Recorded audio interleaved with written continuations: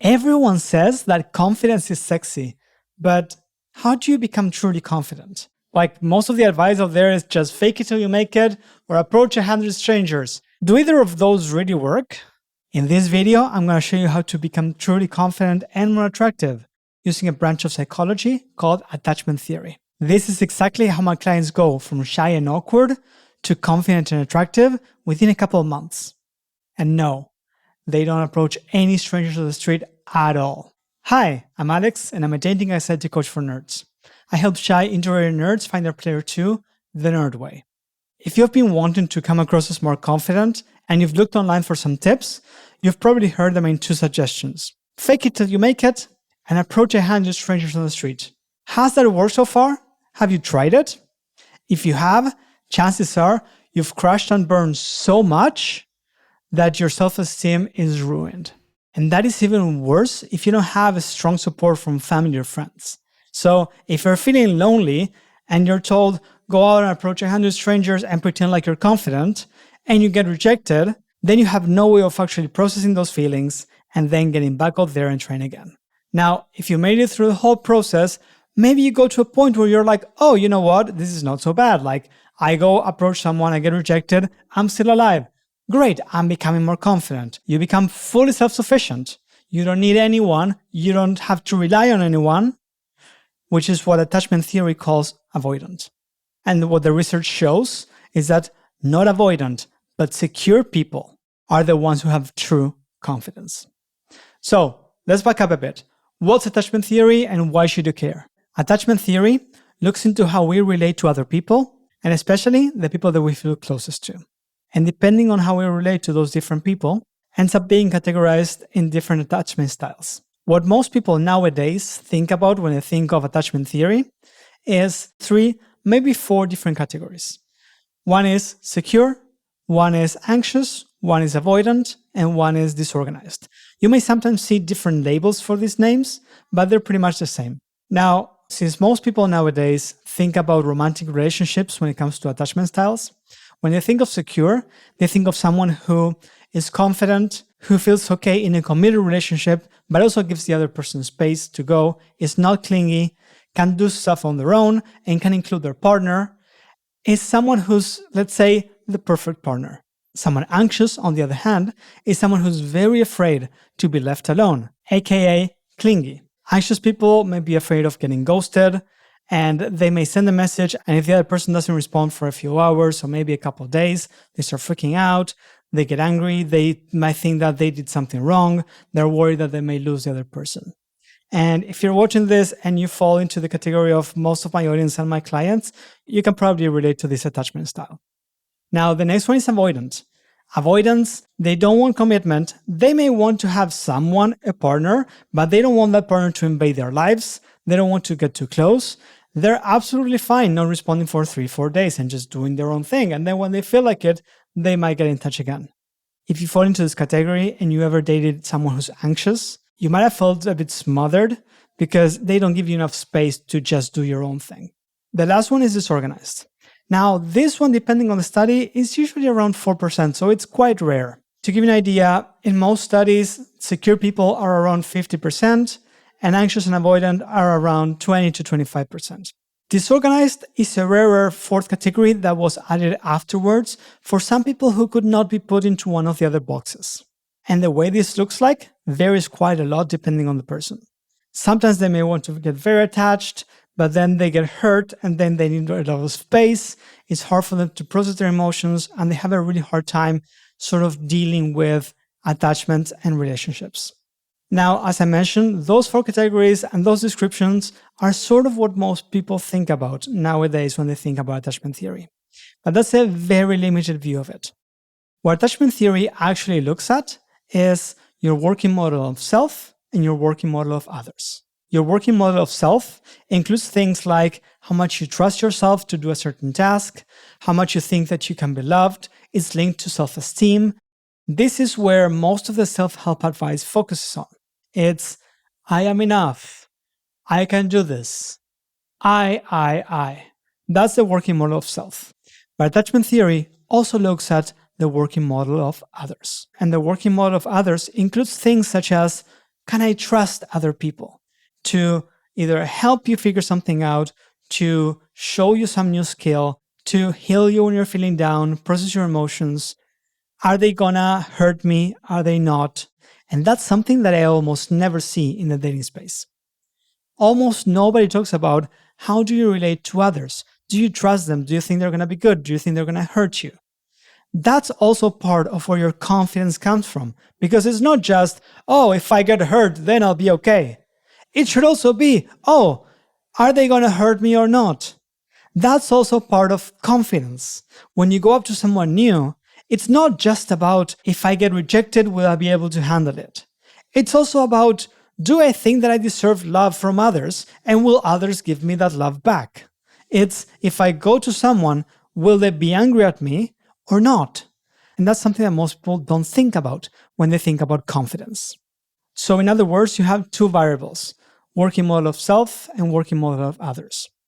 And keep in mind that this is context dependent because you most often don't trust yourself with almost everything.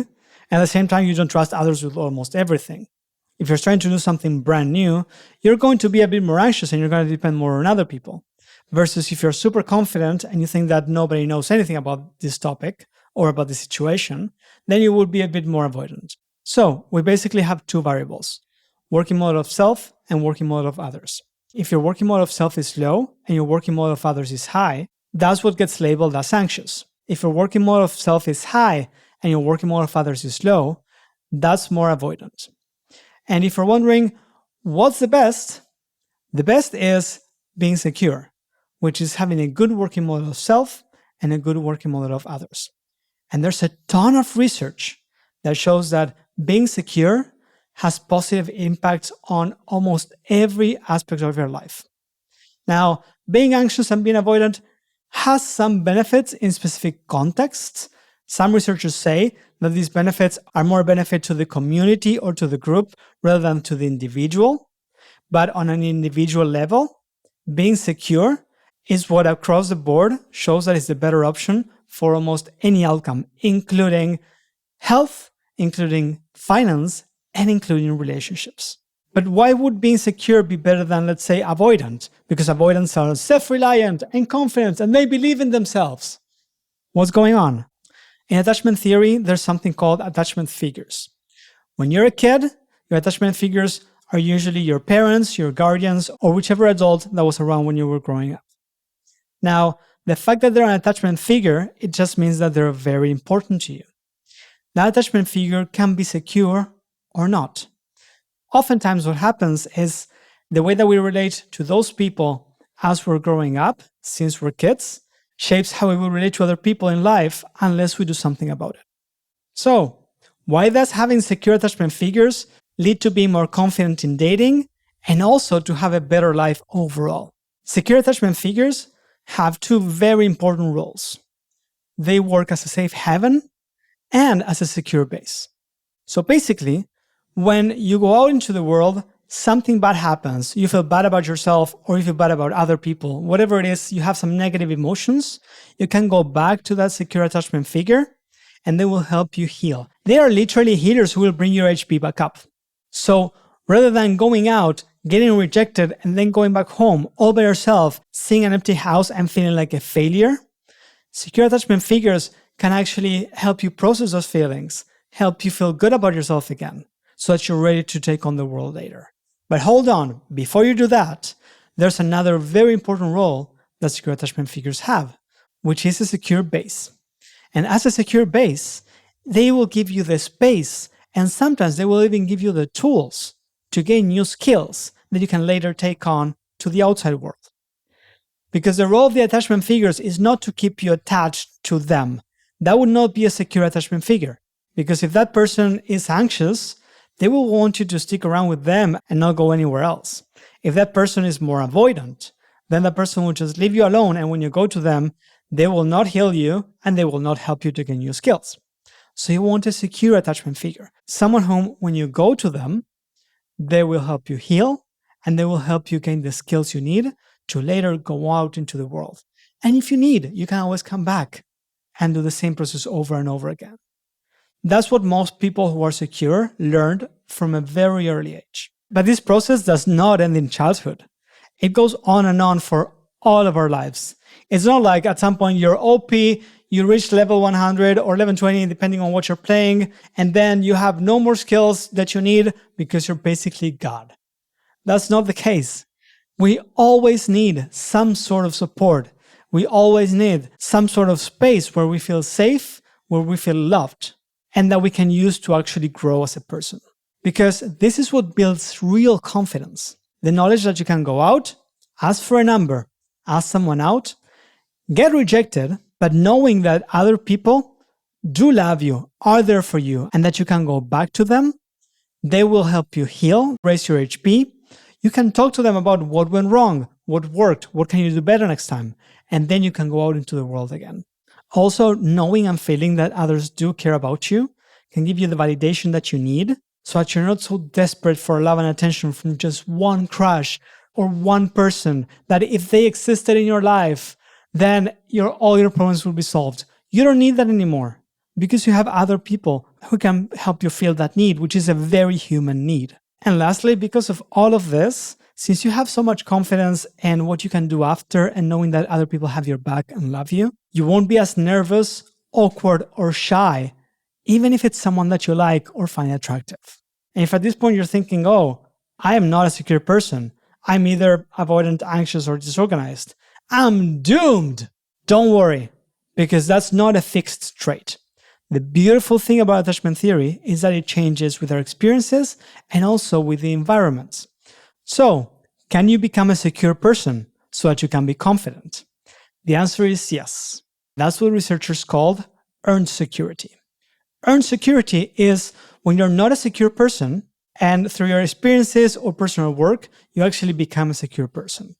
And remember that that work is not just internal. It's not just you becoming more self-confident. It's about you learning to trust yourself and others. So, how can you become more confident by becoming more secure? The first step is to find a secure attachment figure. And this is where it gets very interesting. Because in the beginning of the research, the only attachment figure that was considered was the mother. Then it was moved to, the parents. Then it was moved to, whichever guardians the kids had. And then they said, this also goes into adulthood. And they started adding romantic partners, teachers, mentors, also therapists, coaches, all one-on-one relationships. But more recent studies show that not only individuals can work as attachment figures. Also, groups of people, groups of friends, even companies, nations, and countries can work as attachment figures as well. And to some extent, also religion, pets, objects, and substances. Though there are some issues with some of those. So how do you find or meet secure attachment figures? There are several options. The fastest one is people who are trained to be secure attachment figures. This includes therapists, counselors, coaches, some mentors as well. In my case, as a dating coach, one of my goals is to become a secure attachment figure for my clients. That way, they can come to me, I can help them raise their HP, I can help them get some new skills, and then they can go back out into the world. Another option that can work as a secure attachment figure is support groups. Support groups usually have one person who are organizing them. That person would usually be the first one that you would feel are more fit to become a secure attachment figure. But after a few weeks, you will start feeling the rest of the group, if they're vulnerable enough and if they're well managed, as a secure attachment figure. Another option for new sources of attachment figures are friends, either one-on-one or in groups. But friends are not trained to be secure attachment figures. So you kind of have to take things a bit more slowly. You have to see if when you're with them and you're feeling a bit down, do they help you regain your energy? Do you feel safe? Do you feel comfortable? And do they help you raise your self-esteem? So that's why looking for sources of security with friends might take a bit longer. So how do you know if some people or groups have the potential to be secure attachment figures for you? You can ask yourself some of these questions. How do they react when they see you? Are they happy when you show up? Do they invite you to things? If not, they may not yet be at that stage. And that's fine, and things can change. Another question you can ask, do they support your ideas and validate how you feel? So when you go to them and you say, I'm feeling down because of XYZ, do they say, oh, you shouldn't feel like that because of whatever? Or do they say, yeah, that sucks. Can I help you? Or what can I do for you? If they have those types of reactions where they actually validate your feelings and want to be there for you and help you, then they might be a good candidate for a secure attachment figure. Also, are they there for you when you ask for support? Like if you go to them and say, hey, I need some help with this. Can you give me a hand? Or can we brainstorm?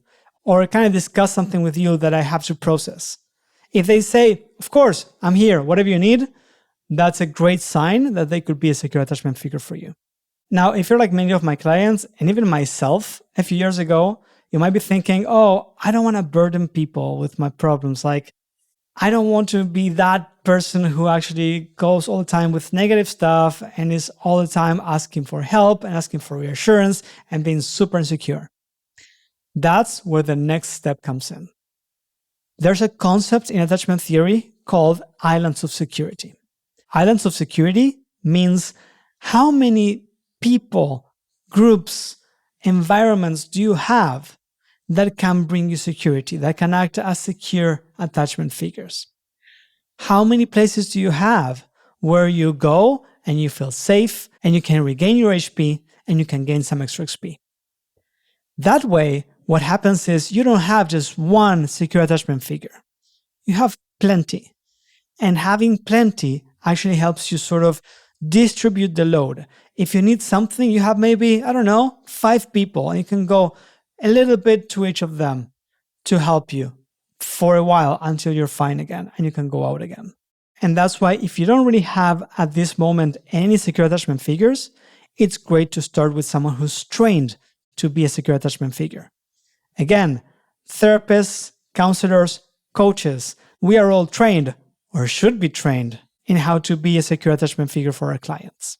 And by going to people like us, you're taking the first step to start building islands of security. Because then the goal is not for you to just stick with us and only come to us if you need security. The goal is to actually add more islands of security. And that's literally all I do as a coach. Like my clients get so much better within a couple of months. It's amazing what happens. And it's not me. All I do is I just unlock a few barriers that they have. Then they go socialize. They see that other people appreciate them, like them. And then other people and other groups start becoming their islands of security. It's not just me. So remember, the more islands of security, the better. That way you can just spread the load of whatever it is that you need help with. Also, remember that different people, different groups, and different communities can serve for different purposes. So some groups or some people can help you with specific topics. And for other things, other groups or communities or people will be able to help you with. And that's why there should not be just one attachment figure. Add as many as you can. And this doesn't have to take a lot of work. I know it sounds daunting, but it's not so much work. And that's literally it. There's no other step. Knowing that other people are there for you, care for you, and love you the way you are will start changing your working model of self because you will start gaining confidence and you will start feeling validated. And it will also change your working model of others because you will start to learn that others are not as scary as they seemed from far away, stuck in your bedroom playing video games. So while you're in the process of looking for a partner, having lots of secure attachment figures can be the key for you to actually keep trying and keep going, even if you can't find someone yet. Because you know that there are people who love you, there are people who will support you, and there are people who will bring your HP back up and who will help you gain the skills to go back out there and keep trying. Because you don't really lose until you completely give up. And if you're in the border of giving up, like so many of the people that I talk to, think to yourself, do I really have enough secure attachment figures who can help me through this process? If the answer is not, then that's probably why you're suffering so much trying to find your player too. Now, I can't really tell you when you will find a partner, when you will find someone to date. I have no clue. But what I can tell you is, until you find secure attachment figures, the process will be painful. And you won't be truly confident, and you won't be as sexy as you could be. Because secure people are more attractive. I've seen this with many of my clients. Many of them start completely alone, depressed, with low self-esteem, with no hope to meet anyone. They are completely stuck in the Reddit bubble or social media bubble, believing that the world is a scary place. All they do is they go to work, maybe they go to the gym, and they go home, and that's it. And after only a few months of us working together, they start smiling and they say they feel so much more confident. They have a group of friends, they know where to go and meet people. They start asking and getting numbers and dates. And not only are they not worried about being rejected, they're the ones doing the rejection and the friend zoning because they learn about the value of friends. They learn that even if I'm not attracted to this person or this person is not attracted to me, there's a lot of value on becoming friends. Maybe they will become a source of security, or maybe some of their friends will become a partner or a new attachment figure. They never know. So if you're curious how it is that my clients go from feeling totally shy, insecure, and completely defeated to being fully confident in knowing how they can meet someone, either their player 2 or new friends, just go to datacanner.com/player2 and schedule a discovery call with me. It's completely free, and it's just a chance for you and I to have a chat to see if maybe I can become your source of security so that you can then go out into the world and explore like a true adventurer. Take care and continue playing.